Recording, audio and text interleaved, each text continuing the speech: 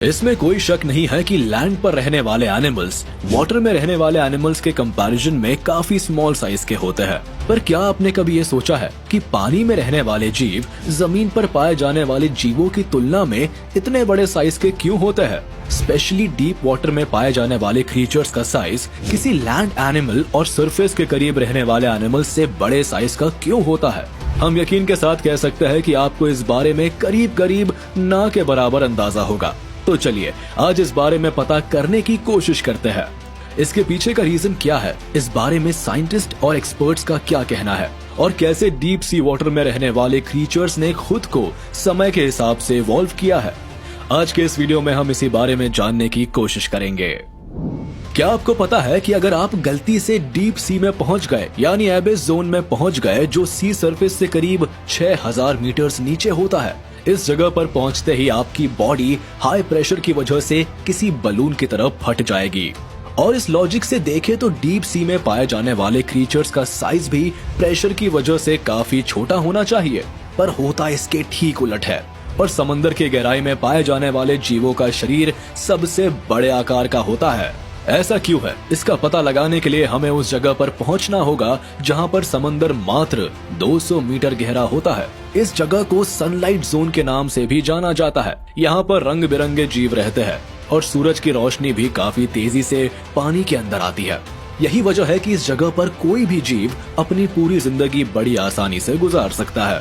अगर हम समंदर में कुछ और गहराई में जाए तो ट्वाइलाइट जोन की शुरुआत होती है। यहाँ सूरज की तेज रोशनी भी फीकी पड़ जाती है। इसी वजह से यहाँ पर रहने वाले जीवों के लिए फोटोसिंथेसिस प्रोसेस कर पाना बहुत ही मुश्किल होता है।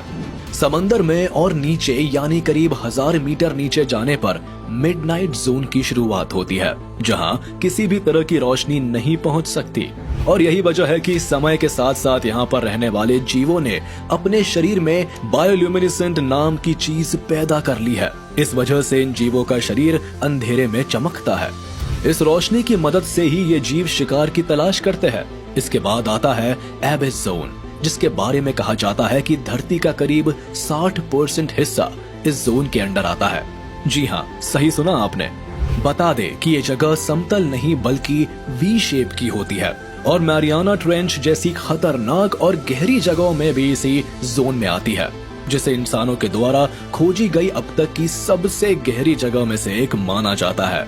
पर इतनी गहराई के बावजूद भी अब इस जोन में जायंट जापानीज स्पाइडर क्रैब्स और जायंट स्क्विड जैसे बड़े आकार के खौफनाक दिखने वाले जीव रहते हैं। बता दे कि इस जगह पर घुप अंधेरा छाया रहता है और यहाँ पर रहने वाले जीवों को खाने के लिए भी लंबे समय तक इंतजार करना पड़ता है। मतलब साफ है कि समुद्र की इतनी गहराई में अगर कोई जीव लंबे समय तक भूखा रहा तो उसकी बड़ी आसानी से जान भी जा सकती है। मतलब जरा सी लापरवाही एक बड़े आकार के समुद्री जीव की जान ले सकती है। ऐसे में सवाल उठता है कि आखिर ये जीव खाते क्या है, क्योंकि समंदर की इतनी गहराई में करीब करीब ना के बराबर जीव रहते हैं। बता दे कि ये जीव टैसिटस नाम की चीज पर निर्भर रहते हैं। टैसिटस को मरीन स्नो के नाम से भी जाना जाता है। टैसिटस आमतौर पर मरे हुए जीवों और समंदर में पाए जाने वाले पौधों के छोटे छोटे गोले होते हैं, जो समय समय पर समंदर की गहराई में गिरते रहते हैं।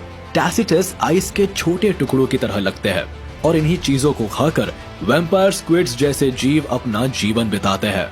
बता दे कि समय के साथ साथ वैम्पायर स्क्विड्स ने अपने शरीर पर 2 लंबे लंबे फिलामेंट्स जनरेट कर लिए हैं। शरीर के इन्हीं अंकों की मदद से ये जीव मरीन स्नो को खाते हैं। लेकिन इतने सब के बावजूद भी डीप सी क्रिएचर्स कई बार भूखे रह जाते हैं। ऐसा इसलिए क्योंकि मरीन स्नो हर बार किसी लिमिटेड एरिया में ही गिरती है और डीप सी क्रिएचर्स अलग अलग जगहों में फैले हुए हैं। बता दे कि समंदर के गहराई में पाए जाने वाले कुछ बड़े आकार के जीव ऐसे भी हैं जो मरीन स्नो को खाने के बजाय उन क्रिएचर्स का शिकार करते हैं जो मरीन स्नो को खाते हैं। वैसे लार्ज साइज के डीप सी क्रिएचर्स की बात की जाए और जायंट स्क्विड की बात ना की जाए, भला ऐसे कैसे हो सकता है?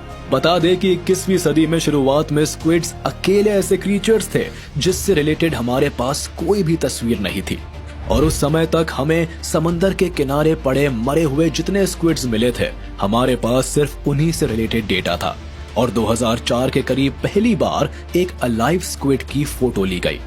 इसके बाद ही पता चला कि इन जीवों का शरीर करीब 13 मीटर जितना बड़ा हो सकता है और इनका वजन 275 किलो से भी ज्यादा भारी हो सकता है।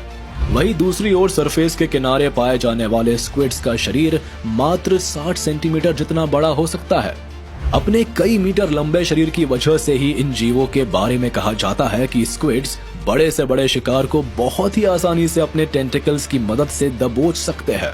इसके अलावा कई वैज्ञानिकों ने इन विशाल आकार के जीवों के बारे में तो यहाँ तक कहा है कि स्क्विड्स का वजन 700 किलो से भी भारी हो सकता है और ये जीव 200 मीटर गहरे पानी में भी बहुत ही आसानी से जिंदा रह सकते हैं।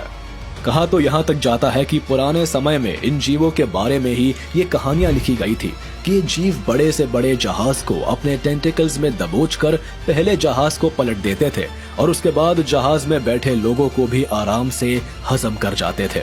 हालांकि एक रिसर्च ये भी कहती है कि इन जीवों का मेटाबॉलिज्म बहुत ही स्लो होता है और ये जीव एक दिन में करीब 45 कैलोरी ही खर्च करता है और दिन भर में मात्र 30 ग्राम खाना खाकर भी लंबे समय तक जिंदा रह सकता है। किसी छोटे से समुद्री जीव को खाने के बाद एक स्क्विड करीब 200 दिनों तक जिंदा रह सकती है। साथ ही इन जीवों के बारे में ये भी कहा जाता है कि ये जीव आमतौर पर खाने की तलाश नहीं करते और अपना ज्यादातर समय पानी में मजे से तैरते हुए बिताते हैं। मतलब ये शिकार के करीब आते ही उन पर हमला करते हैं। दूसरे जीवों की तरह शिकार पर हमला करने या उन्हें ढूंढने नहीं जाते। इसका एक कारण ये भी है कि ये जीव अंधेरे से घिरे पानी में रहते हैं और इस माहौल में रहते हुए इन जीवों की हालात कुछ ऐसी ही होती है जैसे कि हमारी और आपकी हालत घुप अंधेरे में होती है। हालांकि ये जीव अपनी पूरी जिंदगी ही इसी तरह बिताते हैं और कई बार अंधेरे में ये जीव अपने बड़े शरीर के बावजूद भी खतरनाक ग्रीनलैंड शार्क्स का शिकार हो जाते हैं। बता दें कि आर्कटिक ओशन में पाई जाने वाली ग्रीनलैंड शार्क्स को इस इलाके की सबसे बड़ी मछलियों में से एक माना जाता है। इन मछलियों का शरीर 7 मीटर के करीब बढ़ सकता है और इनके शरीर का वजन करीब 1400 किलो तक भारी हो सकता है। समंदर में करीब 2000 मीटर गहरे पानी में पाई जाने वाली ये मछलियां आमतौर पर -2 से लेकर 7 डिग्री सेंटीग्रेड के तापमान में रहना पसंद करती है। ये मछलियां आर्कटिक ओशन में पूरे साल होने वाले बदलाव के बावजूद भी समंदर की गहराई में 500 सालों से भी ज्यादा जिंदा रह सकती है। जी हाँ, सही सुना आपने, 500 साल। ये मछलियां ऑन एवरेज करीब 272 सालों तक जिंदा रहती है। इतना ही नहीं, जहां दूसरे जंगली जानवर और समंदर में पाए जाने वाले दूसरे जीव कुछ ही सालों के अंदर मेट करने के लिए मैच्योर हो जाते हैं, वही ये मछलियां 150 साल की उम्र में पहली बार मेट करती है और अपनी पूरी जिंदगी घात लगाकर शिकार करती है। बता दें कि समंदर में पाए जाने वाले बड़े आकार के ज्यादातर जीवों का मेटाबॉलिज्म बहुत ही ज्यादा स्लो होता है। इस जीव से डीप सी क्रिएचर्स को काफी ज्यादा एडवांटेज मिलता है। इसके अलावा ये जीव आम जीवों की तुलना में काफी कम खाना खाते हैं। इसके अलावा ठंडे पानी की वजह से भी शायद इन जीवों का आकार आम जीवों की तुलना में बड़े आकार का होता है। वैज्ञानिकों का यह भी कहना है कि ठंडे पानी में पाए जाने वाले जीवों का शरीर गर्म पानी में पाए जाने वाले जीवों की तुलना में काफी बड़े आकार का होता है और ये चीज पोलर रीजन में भी देखी जा सकती है, जहां पर पाए जाने वाले वॉर्म्स और सिंगल सेल्स वाले ऑर्गेनिजम्स भी किसी दूसरे इलाकों में पाए जाने वाले ऑर्गेनिजम्स के कंपैरिजन में काफी बड़े आकार के होते हैं। इन्हीं रीजंस के चलते समंदर की गहराई में पाए जाने वाले ज्यादातर जीवों का शरीर किसी आम जीव की तुलना में काफी बड़े आकार का होता है। उम्मीद है आपको अब तक ये पता चल गया होगा कि समंदर की गहराई में पाए जाने वाले जीवों का आकार आखिर